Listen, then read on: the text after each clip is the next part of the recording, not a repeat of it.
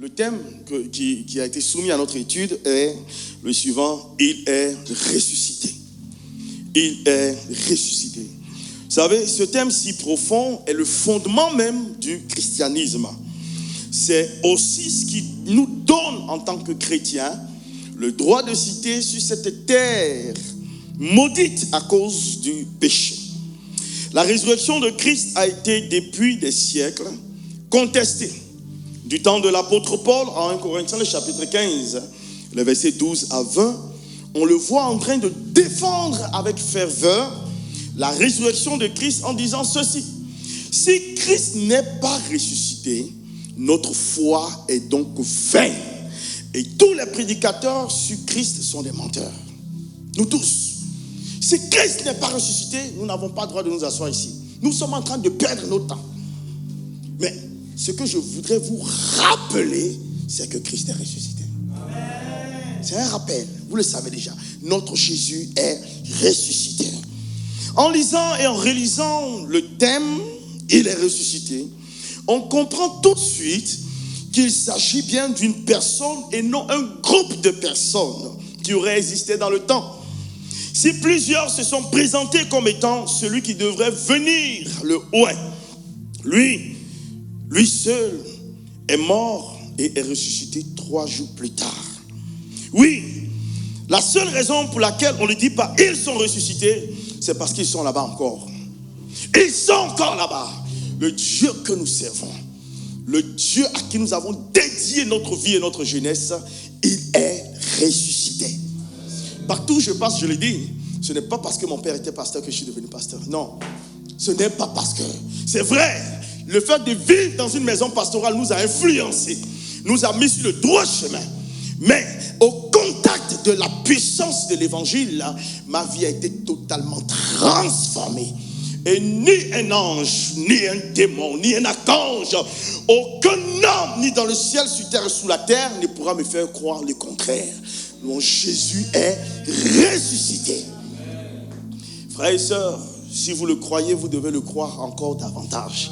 Si vous ne le croyez pas, vous ferez bien de le croire. Car il est le seul qui soit ressuscité.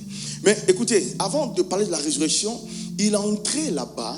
Il est allé dans le séjour des morts. Le monde est régi par des lois naturelles spirituelles. Pour que Jésus entre dans le séjour des morts, pour aller chercher la clé du séjour des morts, parce que cette clé était entre les mains du diable, qui l'ouvrait quand il veut, il ferme quand il veut, il fait entrer qui et comment, n'importe comment. Non. Jésus, il fallait qu'il aille prendre cette clé à nouveau. Et pour le faire, il fallait qu'il aille à la croix. Il ne pouvait pas entrer dans le séjour des morts étant vivant. Il fallait donc qu'il meure. Il va, il saisit les clés, il revient nous les donner, afin que celui qui détenait autrefois les clés n'abuse plus de ce pouvoir, de cette autorité qu'il avait, afin de traîner les hommes à la mort n'importe comment. Il dit: voici, je vous donne maintenant les clés du royaume des cieux. Et tout ce que vous allez interdire, tout ce que vous allez lier, tout ce que vous allez refuser ici sur la terre, le sera également dans le ciel. Est-ce que vous détenez les clés du royaume des cieux? Il dit: je vous ai donné le pouvoir. Frères et sœurs, maman, si je te donne le téléphone, est-ce que je l'ai encore? Il dit: je vous ai donné le pouvoir. Quand il nous a donné, ça n'est plus entre ses mains. Pourquoi est-ce qu'on appelle Jésus au secours pour telle chose? Il dit: je vous ai donné. Faites usage maintenant de ce qu'il vous a donné. C'est tout. C'est une procuration qu'il a faite. Il a fait une délégation de pouvoir. Il vous a donné. Donc, en son nom, désormais, nous avons le pouvoir d'agir sur le monde des ténèbres et son propriétaire. Jésus ne viendra plus le faire à notre place. Il dit: je vous ai donné le pouvoir. Il est entré dans le séjour des morts. Il a pris les clés. Il est sorti et venu les donner. Frères et sœurs, il est le seul dont le corps n'a pas connu et ne connaîtra jamais la corruption. Avec les apôtres, chapitre 2, les versets 27 à 31, vous pouvez les lire. Mais permettez-moi rapidement, quelques minutes, s'il vous plaît, d'aborder le sous-titre suivant: la puissance de la résurrection face à nos défis. Nous sommes tous, autant que nous sommes ici, face à des défis. Face à des défis. Que peut faire la puissance de la résurrection face à des défis? En lisant l'évangile de Jésus selon Luc, en son chapitre 24, les 6 premiers versets, écoutez. Il a dit, le premier jour de la semaine, elle se rendit au sépulcre de grand matin, portant les aromates qu'elles avaient préparés. Elle trouvait que la pierre avait été roulée de devant le sépulcre. Et étant entrée, elle ne trouvait pas le corps de notre Seigneur Jésus. Allons en Marc 16, 1 à 6. Lorsque le sabbat fut passé, Marie de Magdala, Marie mère de Jacques et Salomé, achetaient des aromates afin d'aller embaumer Jésus. Le premier jour de la semaine, elle se rendit au sépulcre de grand matin, comme le soleil venait de se lever. Écoutez, vous savez, il y a des détails auprès desquels, lorsque nous passons, c'est fini. Il faut faire très attention aux détails. Jésus a dit qu'il allait ressusciter quand? 3 jours plus tard. Donc, le 3e jour, elles vont maintenant pour faire quoi? Pour voir le corps de Jésus, embaumer le corps de Jésus. Mais elles avaient oublié un détail. Regardez ici, il dit, comme le soleil venait de se lever. C'est donc dit qu'on était entre 5h et 7h le matin, 6h le matin. Frères et sœurs, le jour commence à quelle heure? À minuit. Elles avaient raté ce détail. Si elles étaient allées plus tôt, elles pourraient voir Jésus et l'embaumer. Si elles ont raté ce détail. Si vous ratez les détails, il y a des petits éléments comme ça, vous allez rater des opportunités. Je prie que le Seigneur ouvre vos yeux sur les opportunités, qu'il vous permette de ne pas rater un seul détail qui vous permettra d'avoir une percée extraordinaire au nom de Jésus-Christ. Allons maintenant à Matthieu le chapitre 28, les versets 1 à 6. Il est dit, après le sabbat, à l'aube du premier jour de la semaine, Marie de Magdala et l'autre Marie allaient voir le sépulcre. Et voici, il y eut un grand tremblement de terre. Il y eut un grand tremblement de terre. Car un ange descendit du ciel, vint rouler la pierre et s'assit dessus. Son aspect était comme l'éclair et son vêtement blanc comme la neige. Les gardes tremblaient de peur et devinrent comme morts. Mais l'ange prit la parole et dit aux femmes, pour vous ne craignez pas. Car je sais que vous cherchez Jésus qui a été crucifié. Il n'est point ici, il est ressuscité comme il avait dit. Venez, voyez le lieu où il était couché. Amen. Bien-aimés, ces textes que nous venons de lire dans les différents évangiles relatent tous la même histoire, sinon parlent du même sujet qu'est la résurrection de Jésus-Christ.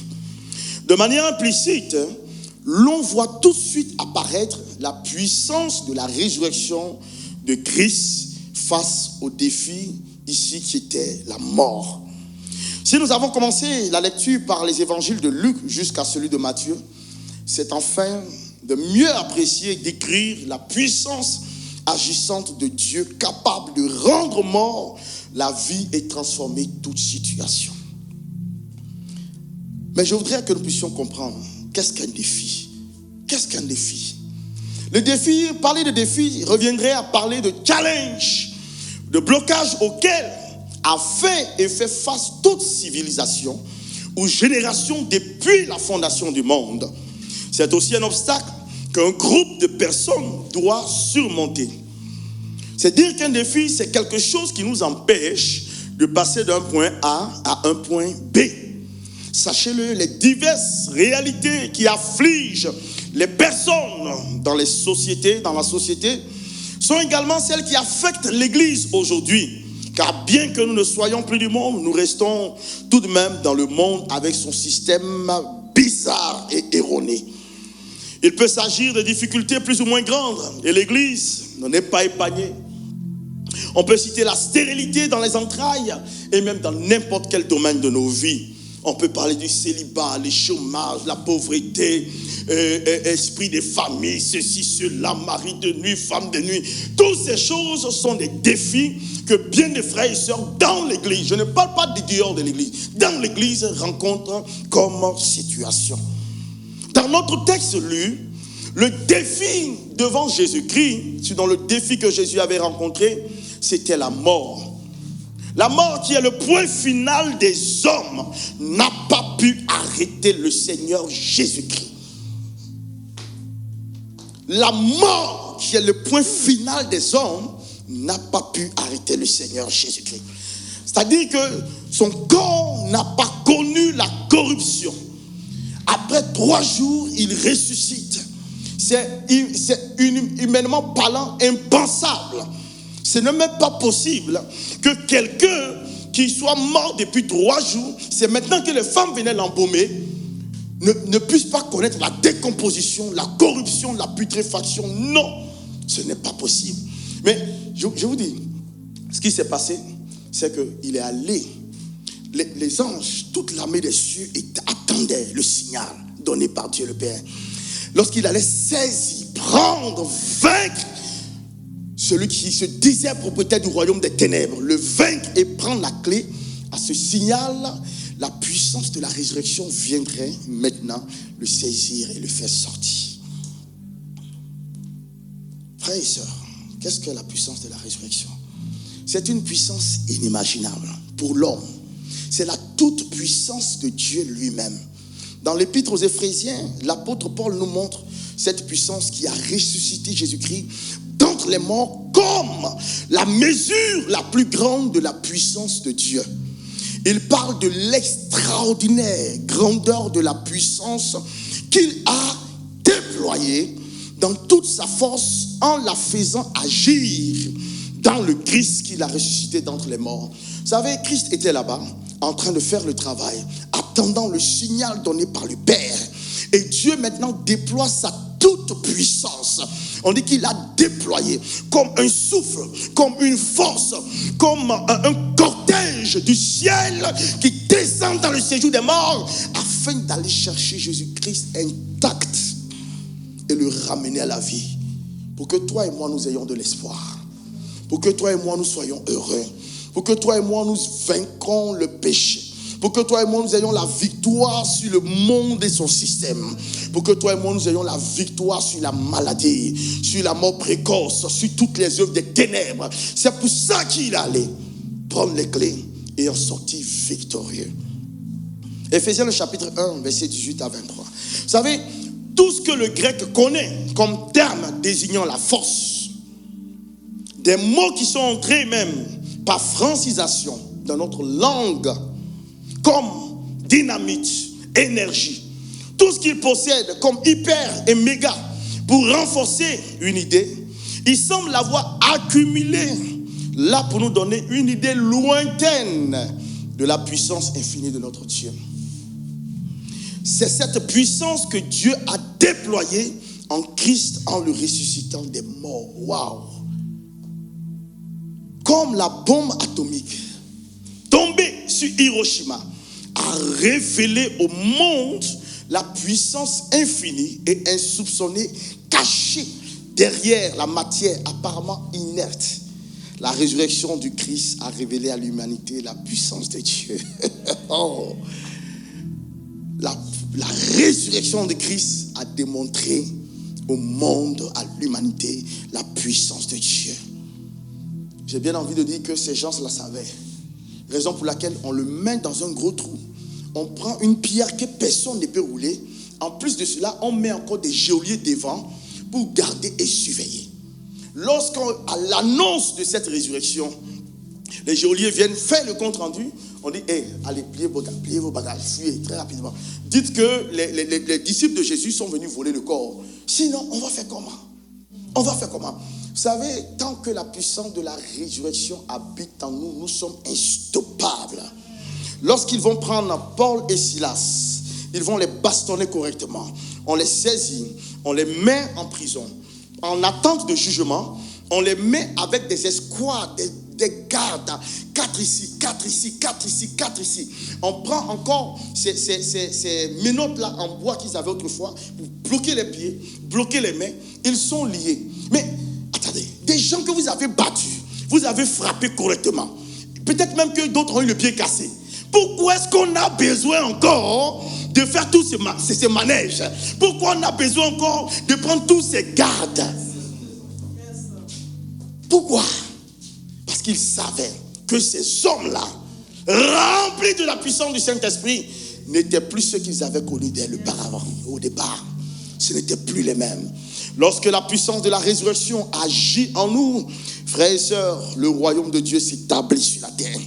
Qui aurait soupçonné que dans un caillou d'uranium de quelques kilos seulement, soit contenue une puissance capable de détruire toute une ville? et des milliers d'habitants. Et pourtant, qu'est-ce que cette puissance en comparaison de celle de Dieu? Du Dieu qui a créé lui-même les atomes, qui les a enfermés dans la prison de la matière et les y maintient dans une immobilité apparente malgré leur mouvement vertigineux incessant. La puissance de la résurrection, c'est aussi la puissance de la vie. C'est une puissance qui apporte la vie même là où la mort s'était déjà installée depuis 3 jours pour Jésus et 4 jours pour Lazare. Jésus arrive. On va l'appeler. Regardez la formule que les femmes utilisent pour aller appeler Jésus. Elles disent, allez dire à Jésus que son ami Lazare, celui qu'il aime le plus, est mourant, qu'il vienne prier. Jésus fait route encore avec les disciples et continue le chemin. Il avance. Lorsqu'il vient, les femmes sont en train de pleurer. Il y a les funérailles qui sont déjà organisées. Lazare sentait déjà, ça fait 4 jours. Jésus arrive, il dit, où l'avez-vous mis? Frères et sœurs, ce qui est mort dans votre vie, où l'avez-vous mis? Où l'avez-vous mis? Devant notre Jésus, ce n'est pas la peine de pleurer. Pleurer ne va rien changer. Pleurer ne va rien changer. Murmurer ne va rien changer. Nous plaindre ne va rien changer. Il arrive, il dit, où l'avez-vous mis? Il savait pleinement. En français, on dit, chez nous ici, on dit, son pied était sur caillou. Il savait de quoi il était capable. Il dit, où l'avez-vous mis? Il dit, Lazare, sors, déliez-le, c'est terminé. Frères et sœurs, la puissance de la résurrection, il n'y a pas de mots, de termes humains pour décrire cette puissance. C'est fort, la puissance de la résurrection. Des hommes disent être capables d'ôter la vie, mais aucun d'eux n'est par la suite capable de la rendre ou de donner la vie à un homme. Jean 10, verset 18. Seul notre Dieu peut le faire. Seul notre Dieu peut le faire. Cette puissance, l'homme ne la possède pas et n'est pas prêt de la posséder, malgré son intelligence, malgré les avancées connues par la science aujourd'hui. Seul le Saint-Esprit est capable de nous le communiquer aux hommes pour l'édification du corps de Christ et imposer le règne de Dieu sur la terre. Vous savez, la puissance de la résurrection ou la puissance de la vie est capable de briser les pierres les plus dures, comme le fer, le sassifrage. Je vous explique. En parlant ici de sassifrage, c'est lorsque une plante sort de terre. Vous pouvez le voir, le constater aux abords des goudrons, aux abords des maisons ou dans les fissures des maisons, des anciennes maisons. Il y a des plantes là qui sortent. Et lorsque ces plantes sortent, qu'elles commencent à s'enraciner, elles sont capables de pouvoir charger des charges plus lourdes qu'elles-mêmes. C'est ça la puissance de la résurrection. On n'imagine pas un seul instant qu'une petite plante là peut sortir de terre et par ses racines, par la suite, va briser le goudron, va briser le mur duquel il est sorti. Voici un peu à quoi ressemble la puissance de la résurrection. Église, si la puissance de la résurrection ou la puissance de la vie agit en nous, plus rien désormais ne pourra nous arrêter. Je le répète, plus rien désormais ne pourra nous arrêter. Nous avons besoin en ces temps de la fin de rechercher la puissance de la résurrection. Partout où je passe, je le dis, frères et sœurs, si vous n'êtes pas dangereux, vous êtes en danger. Si vous n'êtes pas dangereux, vous êtes en danger. Dans le monde où nous sommes là, si vous n'êtes pas dangereux, vous êtes en danger. Si vous n'êtes pas un homme de prière, si vous n'êtes pas un homme en qui habite la plénitude du Saint-Esprit, vous serez toujours une victime. Quand Jésus disait, il dit, je vous ai donné le pouvoir, ne me demandez plus où. Je vous ai donné le pouvoir de faire quoi? Marcher sur les serpents et les scorpions. On te donne le pouvoir de marcher. Et toi, tu es toujours piétiné. Tu fais comment maman? Tu fais comment papa? Est-ce que la puissance de la résurrection est là ce soir? Si elle n'est pas là, on va l'activer tout à l'heure. On va l'activer tout à l'heure. De même, il a fallu la puissance de la résurrection pour redonner vie à Jésus-Christ.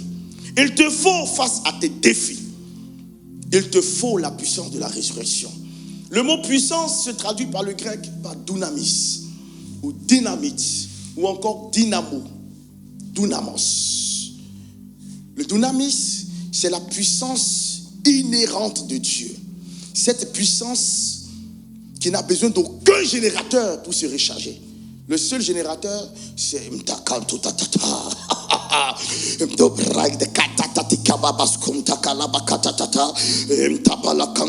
tu te recharges. Et ce dunamis également qui a pour dérivé dynamite est une bombe devant tous tes défis. Devant vos défis, frères et sœurs, ne pleurez pas, ne murmurez pas, ne vous plaignez pas. Activez la puissance de la résurrection en vous, afin que cette puissance qui a été déployée dans toute sa force pour faire sortir Christ du tombeau qui agit en vous fasse exploser les défis devant vous. Qui sont ces démons? Qui est Satan? Quelle est la maladie? C'est quoi ces choses qui sont comme défis devant nous? On dit dans notre famille on ne se marie pas, dans notre famille on n'enfante pas, dans notre famille. Mais attends, votre famille comment? Votre famille là elle est extraterrestre ou quoi? Si elle est une famille divine, c'est sûr que par la puissance de la résurrection, quelque chose va se passer d'une manière extraordinaire. La dynamite de Dieu va faire exploser les obstacles devant vous. Le dynamo de Dieu va éclairer tout ce qui était caché au nom puissant de Jésus-Christ. Je termine avec Romains le chapitre 8, verset 11, qui déclare ceci. Il dit, et si l'esprit de celui qui a ressuscité Jésus-Christ d'entre les morts habite en vous. Essayez d'imaginer. Fermez légèrement les yeux. Pensez à cela. Et si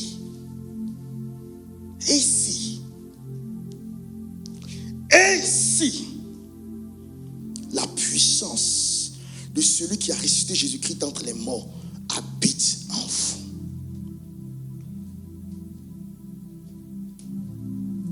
Celui qui a ressuscité Christ d'entre les morts rendra aussi la vie à vos corps mortels par son esprit qui habite en vous.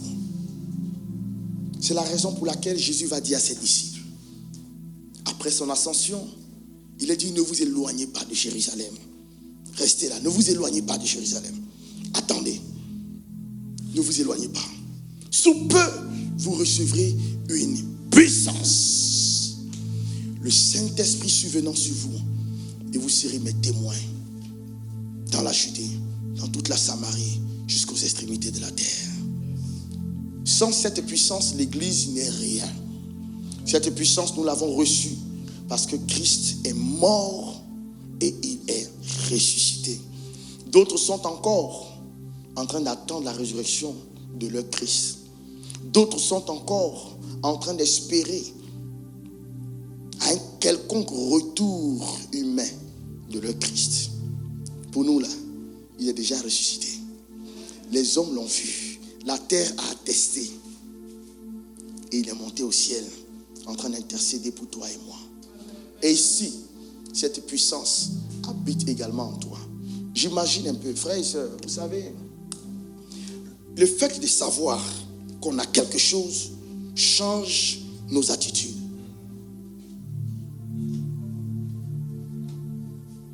J'étais le plus timide de ma famille, et même le plus peureux.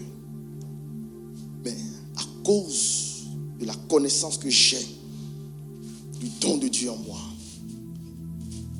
plus rien n'est mes frères. On dit Prince Vaudou, je vais aller le saluer. On va faire un match. C'est pas aller-retour, c'est aller simple. Oui, oui. La puissance de Dieu qui agit en moi.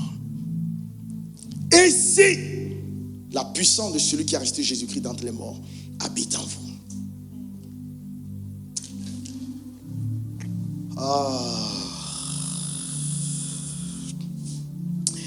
Il est sorti du tombeau, il est Seigneur.